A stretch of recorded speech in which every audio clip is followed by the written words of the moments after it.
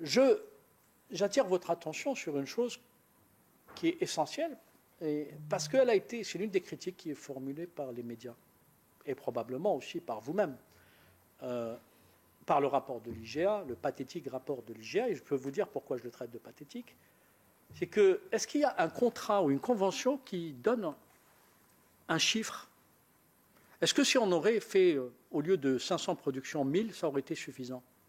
Ça aurait été insuffisant.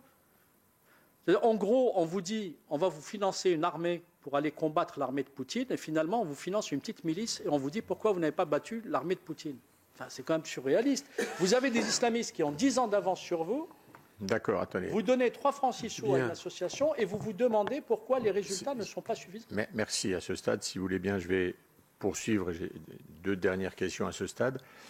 Le président de l'association, M. Karim-Agaran, dans l'audition auquel il a répondu, nous a déclaré que finalement, aucune demande complémentaire de subvention à l'endroit notamment des 2 régions, ce qui faisait partie du projet initial, n'avait été adressée pour participer au cofinancement de votre projet.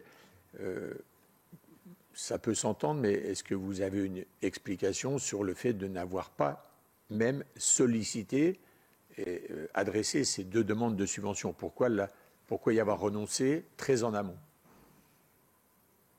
J'espère que j'accepterai, que vous entendrez ce que j'ai à vous dire, sous serment. D'abord, j'ai adressé une demande, de façon informelle, et même plusieurs demandes, à des régions. Je ne les citerai pas, parce que c'est resté au stade de l'informel, et je vais vous dire les réponses. Attendez juste, parce que ça se matérialise comment, l'informel? Par des rencontres, des réunions que j'ai sollicitées. Parce que j'étais obligé d'aller essayer de chercher un complément.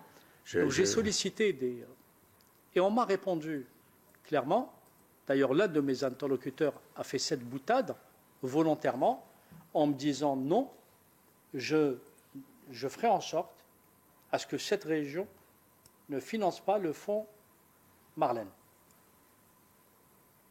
Il n'a pas dit le fonds Marianne, le fonds Marlène. Pourquoi? Parce qu'elle a fait une communication tellement personnelle. À la veille, je vous rappelle quand même le contexte, mesdames et messieurs les sénateurs, vous êtes des élus et vous connaissez le cynisme politique mieux que moi et vous l'exercez certainement mieux que moi. Le cynisme politique, Monsieur Sifa, oui, pour le coup, vous devriez retirer ce propos parce qu'il ne faut pas vous retirer ce que vous avez dit. Donc, je vous dis juste ce qui m'a été dit et qui intègre une logique de cynisme politique. Nous sommes à la veille d'une élection présidentielle.